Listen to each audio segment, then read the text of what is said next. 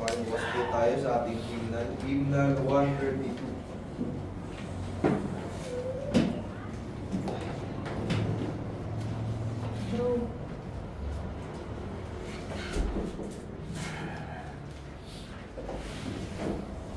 Yung basahan.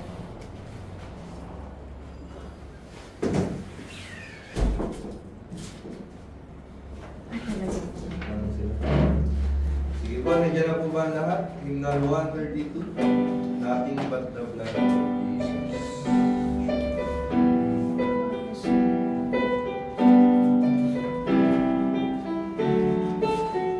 Nandiyan na po ba lahat?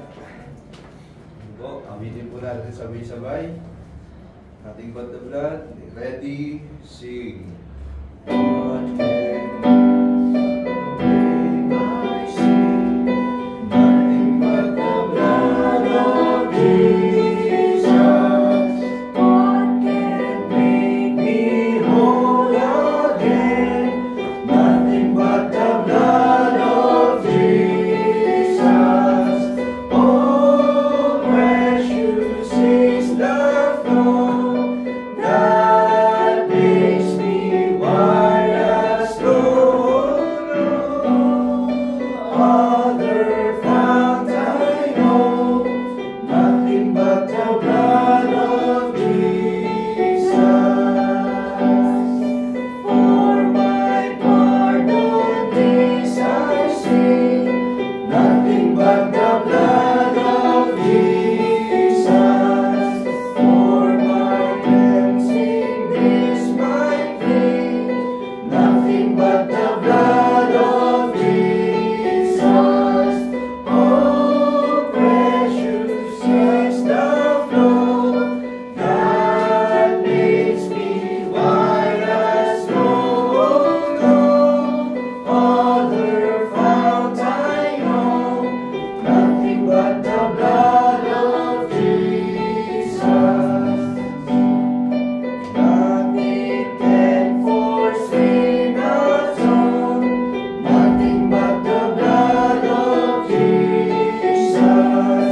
Not all that I have done, nothing but the blood of Jesus. Oh, precious is the flow that makes me white as snow. No other fount I know, nothing but the blood of Jesus. This is all my hope and peace, nothing but the blood of Jesus. This is all my righteousness, nothing but the blood of Jesus. Oh, precious is the flow that makes me white as snow. No other fount I know, nothing but the blood of Jesus. Sige po, maraming po tayo. Panginoon, maraming salamat po sa pagdadawin po sa amin, sa aming pag-aaral ng iyong salita at kalpa, Panginoon. Hinihiling po namin ang muling paggabay niyo, Panginoon, sa amin, sa araw na to, sa pagpapatuloy ng aming gawain. Natin niyo po ang maaaring sa amin, ang kapatid, ang pamamigay sa gawa ko, ng kalihan ng gawain. Naway, ang katotohanan lang po, Panginoon, ang mahihiling nila, Panginoon. Patawarin niyo po kami sa aming makasalanan. Ito lang po ang hinihiling namin sa Panginoon Jesus. Amen po. Isang announcement po. Sige po, mabilis na announcement lang po. Tuwing Tuesday po, 6:30 p.m., meron po tayong prayer meeting dito po sa ating iglesia. At Bible study naman po dito po sa lugar ng Corbin, sa pamilya po nila Keisha at nila Gideon. Itutuloy po yun sa lugar po ng Tropical, 4:30 p.m. Para po sa Sundays extension class ng mga bata sa lugar po ng Tropical Palm. Amen. Ano po, ordination na po ni Brother Israel sa October 18. Next Saturday, 2 hanggang 3 lamang po yung makakapunta. Isasama ko po yung asawa ko. Nakunahan na po kayo ni Brother Charles dun sa isang slot. Nagsabi na po siya kahapon na gusto niya sumama. So pupunta po kami 3 doon, October 18. Ngayon po, other announcement po sir. Sige po, wala na po. Pagpatuloy na po tayo sa ating gawain. Tiyatawagan ko po ang ating pastor. Pastor Rustico na nandito.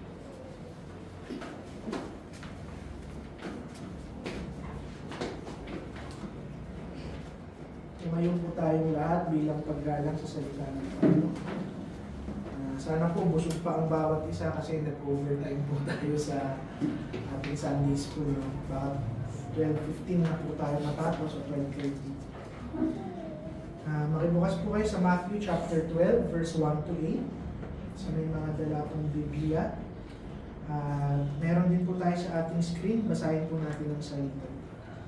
Sabi po dito, "At that time, Jesus went on the Sabbath day through the corn, and his disciples were hungered, and began to pluck the ears of corn and to eat. But when the Pharisees saw it, they said unto him, Behold, thy disciples do that which is not lawful to do upon the Sabbath day. But he said unto them, Have ye not read what David did? And he was hungered, and they that day were with him. How he entered in the house of God, and did eat the shewbread, which was not lawful for him to eat, neither for them which were with him, but only for the priests. Or have ye not read in the law how that on the Sabbath days the priests in the temple profane the Sabbath and are blameless? But I say unto you, that in this place is one greater than the temple. But if ye had known what this meaneth, I will have mercy, and not sacrifice, ye would not have condemned the guiltless. For the Son of Man is Lord even of the Sabbath day." Nalangin po tayo. Panginoon, salamat po sa pagkabasa ng iyong salita. Salamat, Panginoon, sa biyaya ino na makapagturo at makapakinig kami lahat ng iyong salita. Dalangin namin ang presensya niyo at pagbabago niyo sa buhay ng bawat isa.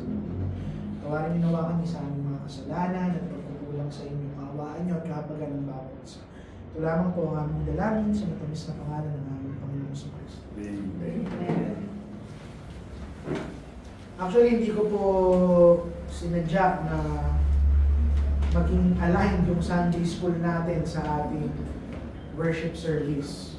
Kasi kung titignan nyo, yung topic ng ating preaching ngayon ay yung legalismo ng mga Pariseo na pinapakita ng napakaraming Baptista. Ngayon, titignan po natin kung ano ba yung tamang balanse ng batas at ng grasya ng ating Panginoon. Yung kwento dito, araw ng Sabat, sa kanilang kapanahunan, technically Sabado yun, yun nga nanggaling yung salitang Sabado sa Sabat.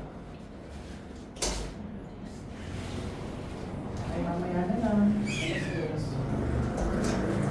Doon nanggaling yung salitang Sabado sa salitang Sabat. At sa kanila, ito yung araw ng kanilang worship, ng kanilang panambahan. Araw ng kanilang pahinga, hindi sila pwedeng magtrabaho. Ngayon, naglalakad yung mga disipulo ng Panginoon kasama ang Panginoong Hesukristo sa palayan. Na gutom sila. Kaya ang ginawa nila habang naglalakad sila, yung kamay nila, ginagala nila, yung dinadaan nila yung kanilang kamay at kumukuha sila ng mga grains, corns, ano bang Tagalog ng grains, sa mga butil at mga mais, butil ng mais, butil ng bigas, kumukuha sila. At pagkuha nila, syempre, kailangan nilang balatan. Pagkatapos nilang balatan, kanilang kinakain. Nung nakita sila ng mga Pariseo, sinabihan sila na sila ay nagkakasala laban sa ating Panginoon. Ngayon namin, aalamin natin kung bakit ito sinasabi ng mga Pariseo. Pero kung titignan mo, yung sinasabi ng mga Pariseo ay naaayon din naman sa batas na ibinigay sa kanila ng ating Panginoon. Bakit? Ano yung batas? Nasa ikapitong araw, kailangan nyo magpahinga. Hindi nyo dapat kayo magtrabaho. Ngayon, in short, saan naglalaban dito? Posible ba na maglaban yung batas ng Panginoon na kailangan yung magpahinga at yung sinasabi ngayon ng Panginoong Hesukristo na walang ginawang kasalanan ang kanyang mga disipulo? Babalansihin natin ngayon kung ano yung tamang pananaw pagdating sa pagsunod sa mga batas na ibinigay ng Panginoon. From verse 1 hanggang verse 2, sinasabi doon na kung saan kumukuha nga yung mga disipulo ng mga pananim, pumipita sila ng mga butil ng bigas o ng corn, ginagano nila yung kanilang mga kamay para makuha nila yung kakainin nila at saka sila kakain. Sa paningin ng tao, sa atin, iisipin natin na ordinaryo lang naman yung kanilang ginagawa. Wala namang masama ron. At sa iba, maaari na kung saan, ang unang iba to sa kanila ng mga Pariseo na nagnanakaw sila. Tayo pwede natin isipin na siguro ang pagkakamali nila, namumuha sila ng hindi kanila. Kasi hindi sa kanila yung palayan, dumaan lamang sila doon, kumuha lamang sila doon. Pero sa totoo po, sa Deuteronomy 23:25, sa batas ng Panginoon, sa lumang batas, pinapayagan ng mga maglalakbay na kung gutom sila, kukuha lang sila ng kanilang kinakailangan at nasa batas na okay lang dapat yon na kumain sila ng kanilang pangangailangan. Bakit? Dahil kinikilala ng Panginoon yung pangangailangan ng tao na hindi nila kayang i-ignore o isawalang bahala yung gutom na kanilang nararamdaman. Pinapakita lang nito na sa batas ng Panginoon, nandun pa rin yung awa at habag ng ating Panginoon. At hindi sila nagnanakaw hanggat kinukuha lang nila kung ano ang kanilang pangangailangan. In short, hindi pagnanakaw yung tawag ko. Pinupunan lang nila yung kanilang pangangailangan. Pero dahil hindi na ngayon kayang ibato ng mga Pariseo sa kanila yung kasalanan ng pagnanakaw, ano yung kasalanan na ibinato sa kanila? Sa verse 2, ang sabi sa kanila, ginagawa nyo yung isang bagay na hindi dapat ginagawa sa araw ng Sabat. Hindi yung araw ng linggo, Sabat to sa kanila. Sa New Testament lang po, naging linggo ang araw ng panambahan. At ano daw yung accusation sa kanila? Hindi pagnanakaw. Kung hindi, sinusuway nyo yung utos sa Sabat na bawal kayong magtrabaho. Yung simpleng pagganon nila ng kamay para kumuha ng kanilang pagkain, ang tawag na ng mga Pariseo, pag-aani. Yung simple nilang pagbabalat ng kanilang kakainin, ang tawag na nila doon, threshing. Sa Tagalog, yung di ba kapag meron kang ani, ang gagawin mo, yung babayuhin mo ng babayuhin hanggat maghiwalay na yung bunga doon sa balat. Yung simple nilang pagkaganon, threshing na, pagbabayo na. At dahil doon, lahat yon ay acts ng pagtatrabaho na hindi na sila nagpapahinga. Pero tingnan nyo yung kabaliwan, itong mga Pariseo na ito. Yung batas na kung saan, ibinigay ng Panginoon upang pakainin yung mga nagugutom, painumin yung mga nauuhaw, punan yung pangangailangan ng mga tao, pinagbabawalan ngayon ng mga Pariseo. Dahil yung simpleng utos ng Panginoon na magpahinga sa Sabat, ginawa nila ng isang matinding tradisyon. At alam nyo ba na may 39 na kategorya ng klase ng pagtatrabaho na hindi mo ngayon pwedeng gawin. Na ultimo, kapag may nahulog ka sa bulsa mo at pinulot mo, pagtatrabaho na yun. Nawala yung punto. Yung batas ng Panginoon na sinulat niya para magbigay ng kapahinahan sa tao, nagiging bigat ngayon sa bawat isang Kristiyano. Nawala yung punto. Punto ko lang. Hindi ko sinasabing isa walang bahala natin yung batas ng Panginoon. Dahil yung batas ng Panginoon yung nagsasabi sa atin kung paano tayo mamumuhay ng may kabanalan. Pero sa ating iglesia, mas maiirali natin yung awa at habag na ipinahiram lang din naman sa atin ng ating Panginoon. Ito yung espiritu ng legalismo. Nagme-major yan sa ngayon. Yung mga maliliit na bagay, yung mga petty action na pinapalaki at ini-ignore niyan yung mas mabibigat na batas ng ating Panginoon. Now, instead na magdiwang sila, na napunan yung pangangailangan ng gutom ng mga disipulo, ginagamit nila yung batas ng ating Panginoon para magkundina ng ibang tao. Now, ano yung puso sa likod ng legalismo? Simple na. Pagmamahayag. Pagmamataas. Ito yung inaaral natin kanina sa ating Sunday School. Kung legalismo yung pangingirali natin bilang mga Baptista, pwede natin sabihin na tayo lang talaga. Pero huwag mong sabihin na kung saan dahil sa tinatayuan mo, dahil sa kung ano ang meron ka, ikaw lang yung pinahawaan ng Panginoon upang ikaw lang ang ikakasal sa Kanya. Legalismo ang tawag doon. Yan yung klase ng relihiyon na kung saan panglabas lang yung iniingatan. Panglabas lang yung mabango, panglabas lang yung maayos, pero sa loob ng kanilang mga puso, hindi sila binago ng Panginoon. Dahil ang puso ng isang tunay na relihiyon, hindi lang yung kagandahang pisikal o mga mabubuting gawain tinitignan sa kanilang kapwa, isang puso na nire-recognize na katulad ng ibang tao, pareho lang natin silang makasalanan at pare-pareho lang tayong nangangailangan ng awa ng ating Panginoon. Ano yung punto ko? Hindi natin susukatin yung kabanalan just by mere technicality. Dahil lang sa pagsunod at hindi pagsunod. Tandaan nyo, parte ng batas ng Panginoon, ibigin mo ang iyong kapwa. Ngayon, sinasabi ko ba na kung saan kailangan natin upang maipakita ang grasya na ito-tolerate natin ang kasalanan? Hindi rin naman ito yung sinasabi ko. Kung mayroong kasalanan, kung may matinding pagkakamali, kailangan ng isang iglesia na kumilos at itama. Pero ang sinasabi ko, hindi natin pwedeng gamitin yung batas ng Panginoon para lang manakit at magbaba at magpahiya ng isang tao. O magtaboy man lang ng isang tao, hindi.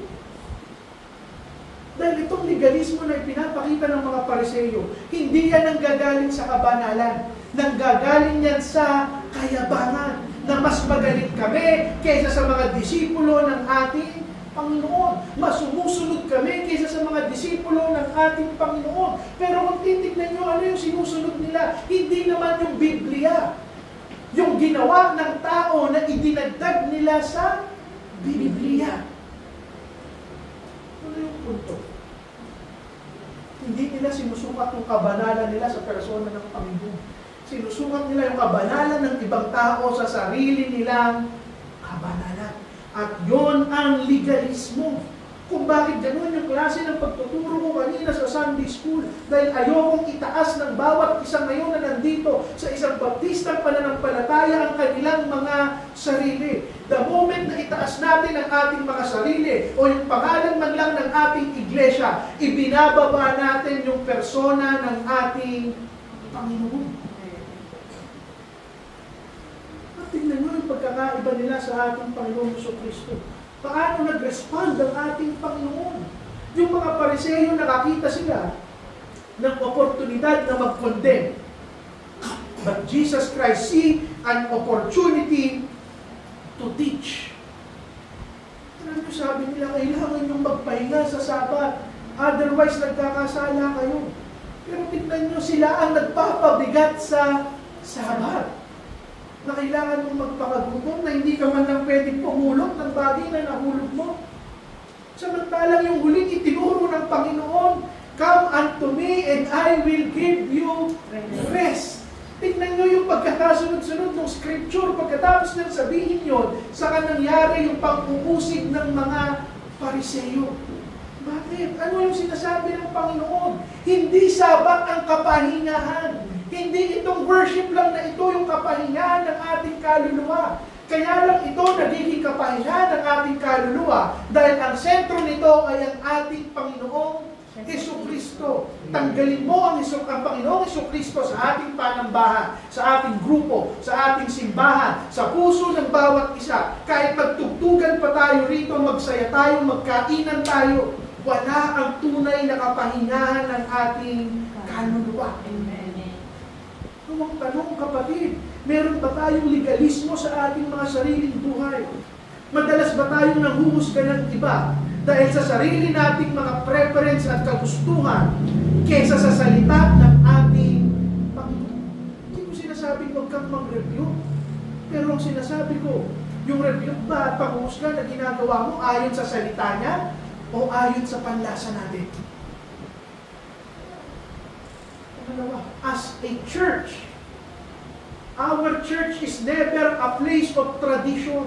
Hindi yan lugar ng tradisyon. Hindi yan lugar na kung saan mas papahalagahan natin yung sinasabi ng mga tao. Na i-criticize natin yung bawat isa sa mga pinakamaliliit na bagay. We extend grace and mercy. Lahat ng taong papasok sa lugar na ito, gaano man kasama, gaano man kadumi, hanggang uupo yan at makikinig yan ng salita ng Panginoon, tatanggapin yan ng ating iglesia. Mahirap, mayaman, naligo sa hindi, pangit o hindi, maganda man, pogi, edukado sa hindi. Kung makikinig yan ng salita ng Panginoon, pantay-pantay tayong makasalanan na tumitingin lang at umaasa sa ating Panginoong Jesucristo. At sa ating mga sariling puso, meron ba tayong legalismo? Pwede na kung saan hindi mo tinitignan yung iba. But if secretly naniniwala ka sa puso mo na yung performance mo, yung basihan ng ating Panginoon, nagkakaroon ka pa rin ng legalismo sa iyong sarili. Alam niyo, gutom yung mga disipulo at hindi sila nalagyan ng ating Panginoon. Likewise, ganun din tayo. Hindi ka naman despise ng Panginoon sa karumihan mo at kahinaan mo. Actually, binigyan ka niya ng kapahingahan. Now, pangalawa, from verse 3 hanggang verse 6, makikita nyo rito. Sa verse 3, binanggit dyan ng Panginoon si David. Sa verse 5, binanggit niya yung mga pari. At i-explain ko kung bakit. Una, sabi ng Panginoon, inuusig nyo yung aming mga disipulo. Bakit si David, yung haring ginawa niya yung isang bagay na ipinagbabawal sa templo ng Panginoon? Ano yun? Naalala nyo? Tinuro ko sa Samuel. Nung gutom si David, kinain niya yung shewbread doon sa temple. Yung shewbread, yung tinapay na inilalagay doon para sa mga pare. Ang pwede lang kumain nun ay mga pare. Nung tumatakas siya kay Saul, nagtago siya sa templo, nagutom siya, kinain niya yung tinapay. Pinalo ba siya ng Panginoon? Yung ibang tao, kung gagawin yun, papatahin sila ng ating Panginoon. Pero bakit hindi niya pinatay si David? Ano yung ipinapakita dito ng ating Panginoon? God never intended, hindi niya ginawa, hindi niya dinisenyo yung seremonya, yung batas ng bawat isang iglesia para mas maging mataas sa pangangailangan ng isang tao. Hindi masama, hindi kasalanan ng magutom. Ang sinasabi dito ng Panginoon, mercy, habag, grasya at awa. It is always better. Lagi ang mas maganda at mas mataas kaysa sa mga ritual at sakripisyo na ginagawa ng bawat isang Kristiyano. Aanhin mo yung magandang katuruan kung hindi mo kayang magtumulong sa mahihirap. Aanhin mo ang katuruan kung hindi mo kayang magmahal ng kapwa mo. Aanhin mo yung magandang katuruan kung hindi mo kayang magpakain ng gutom o magpainom ng uhaw. Kung yung hari ng Panginoon na si David, kumain ng hindi niya dapat kainin at pinahintulutan siya ng Panginoon, how much more tayong mga Kristiyano na dapat mas pahalagahan yung kaluluwa ng bawat isang tao. Bakit hindi tayo nagtataboy ng kahit sino man sa ating iglesia? Dahil hindi tayo tinaboy ng ating Panginoon. Yung batas ng Panginoon na dapat maging dahilan upang pumunta tayo sa impyerno, sinupersid, tinaasan ng kanyang grasya. Kaya ngayon lahat tayo ay pupunta sa langit. Pero hindi lang si David. Yung mga priest, yung mga pare sa loob ng kanilang templo. Diba sabi nila, bawal daw magtrabaho during the Sabbath day. Ano yung ginagawa ng mga pare? Sabi ng Panginoong Jesucristo. Sasabihin niyo, bawal magtrabaho. Eh yung mga pare nga para makapag-alay, nagkakatay na hayop. Hindi ba yung trabaho? Nagsusunog ng hayop, hindi ba yung trabaho? Kung yan ang sasabihin nyo, dapat pati sila, pati kayo. Sabihin nyo na kung saan nagkakasala laban sa ating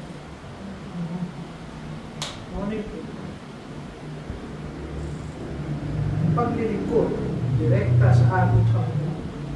Paglilingkod sa ating kapwa. Never violated Sabbath. Say for example, pinaka-literal na ehemplo, pinaka-practical na ehemplo.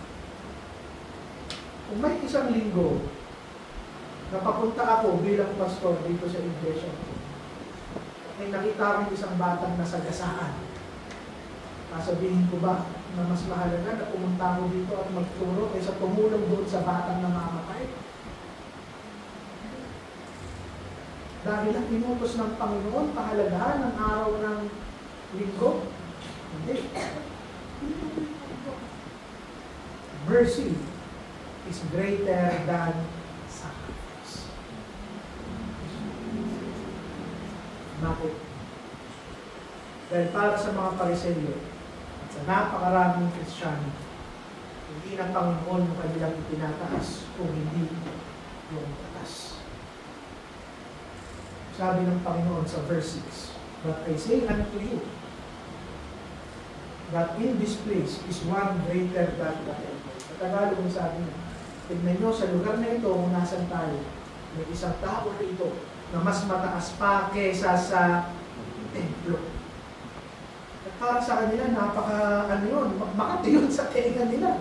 Masakit yun sa tenga nila. Dahil para sa mga Pariseo, wala nang iba pang mas banal sa mundong to kung hindi yung templo na kanilang pinaglilingkuran. Ano mo sinasabi ng Panginoon? The church is not the holiest place in this world. It is God. You consider this church, itong church natin, bilang holy. Take away yung salita ng Panginoon.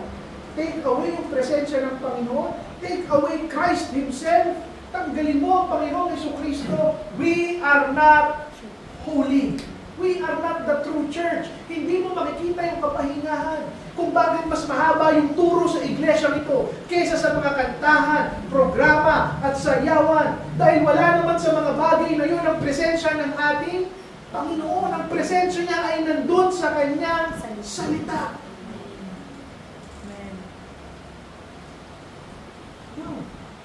Ano sinasabi ng Panginoon? Hindi yung relihiyon yung itaas nyo. Hindi yung pangalan nyo. Hindi yung kung sino kayo ang itaas nyo. Yung persona na inyong sinasamba. Dahil mas banal pa siya sa pinakabanal na templo sa lugar na ito. Ano yung punto? Bilang mga tunay na Kristiyano, itataas natin ang kanyang salita more than tradition. More than programs. More than anything else, salita ng Panginoon ang ating itataas. Hindi batas ng tao.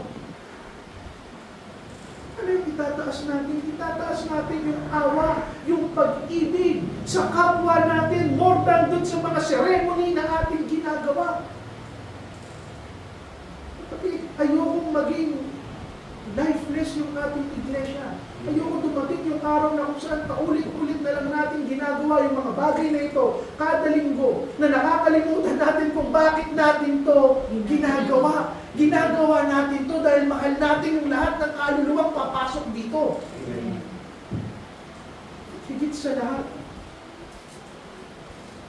si Kristo lang ang ating taas. Hindi ako bilang pastor, hindi yung pangalan ng ating iglesia, hindi tayo. Si Kristo lang. At ito yung sasabihin ko sa bawat isa. The moment na makita nyo na hindi si Kristo ang itinataas ng iglesia nito, umalis kayo dito. Dahil hindi na ito ang tunay na iglesia ng ating Panginoon. Pero hanggat ramdam nyo na si Kristo ang sentro ng lahat ng bagay na ginagawa natin, yakapin nyo ang ating pananampalataya. Hindi kayo maririnig sa ibang iglesia. Sasabihin mo ibang iglesia sa iba, dito lang kayo. Ito ang kaligtasan. Si Kristo lang ang ating itataas. Tingnan nyo yung rebuke ngayon dito ng ating Panginoon. Ang sabi sa verse 7, hindi ako nagkakamali. Ye would not have condemned the guiltless. Ano ang sinabi dito ng Panginoon? Kung nakita niyo na sana na ako yung mas banal kaysa sa templo, hindi niyo kukundinahin, hindi niyo uusigin yung mga disipulo ko na wala namang kasalanan.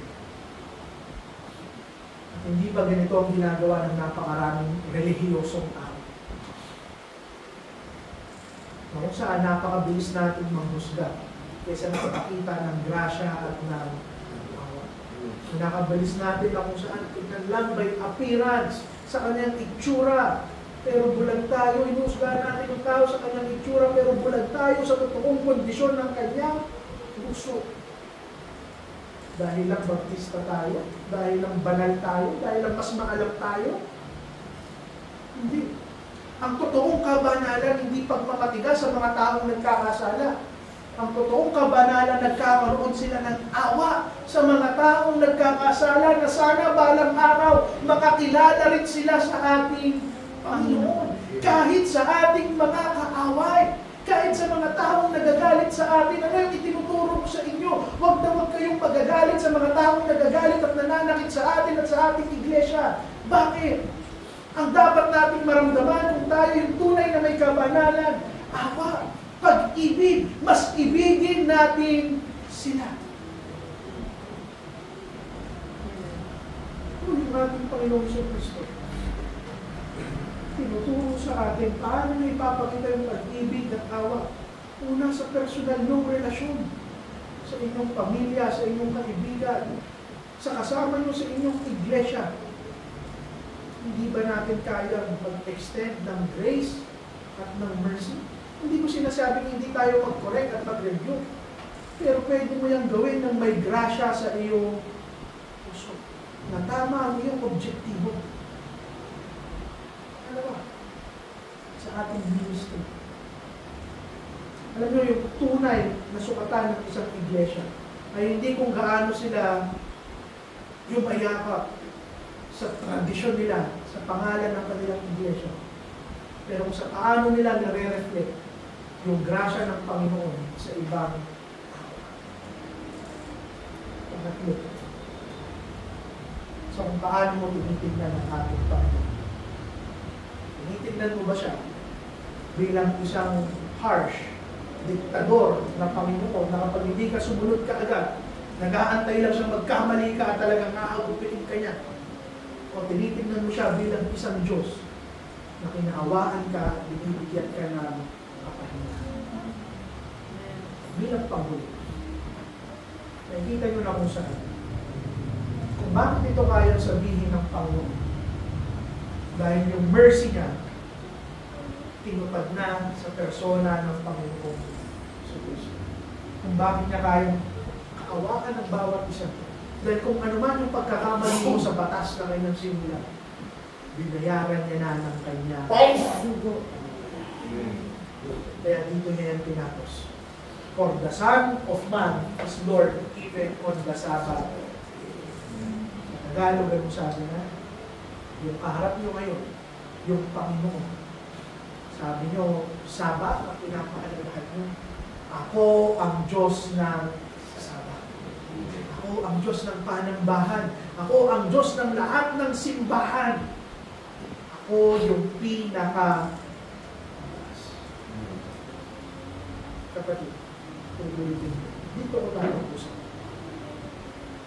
Walang ibang may otoridad sa iglesia nito kung hindi ang Panginoon.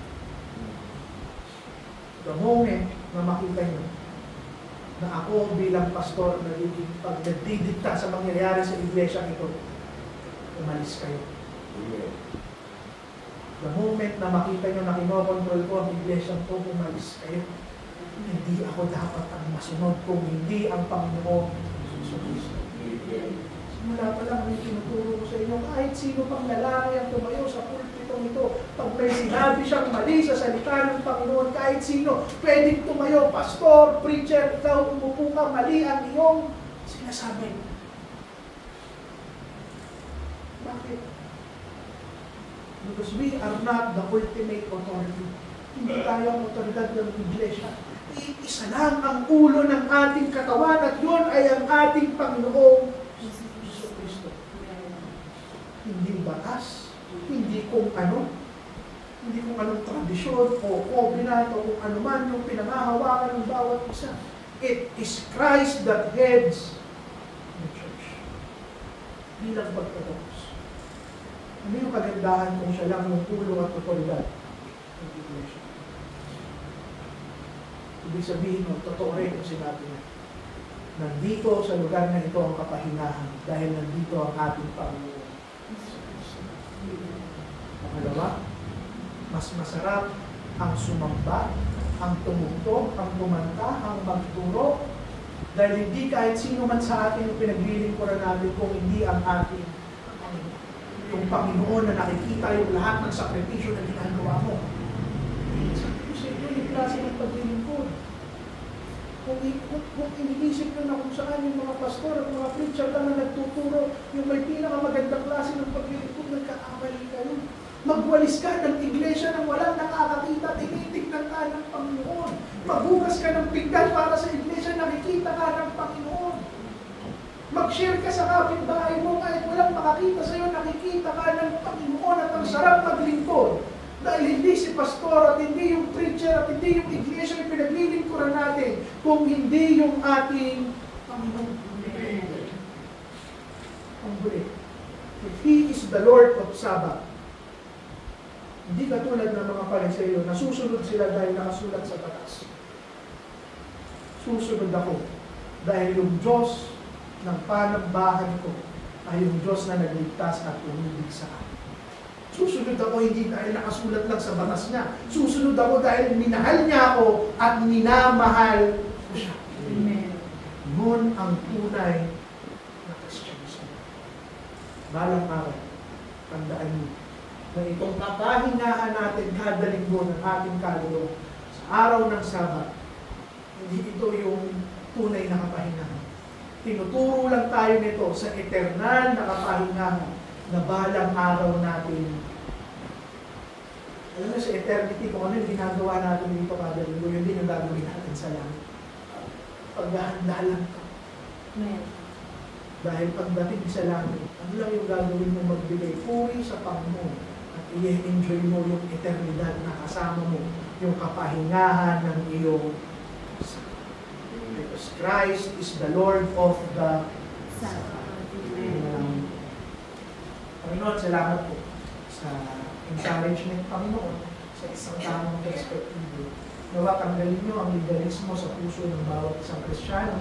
Mag-focus lang kami, Panginoon, na ikaw ang tagapagligtas, ikaw ang persona, ikaw lang ang itataas. Walang tao, walang tradisyon, walang batas na itataas kami kung hindi ang inyong persona, Panginoon. At huwag nyo nawa, hawayaan, Panginoon, na mawala ito sa amin. Salamat po sa lahat ng biyaya. I-bless na rin, Panginoon, ng mga kamay na tapat na magsosoli sa inyo ng aming ikapo. Salamat, Panginoon. Ganoon na rin pinapanalangin namin ang aming fellowship at ang mga pagkain aming pagsasabuhan. Salamat, Panginoon. In Jesus' name we pray. Amen. Salamat po sa lahat. Tapos na po tayo sa ating worship service.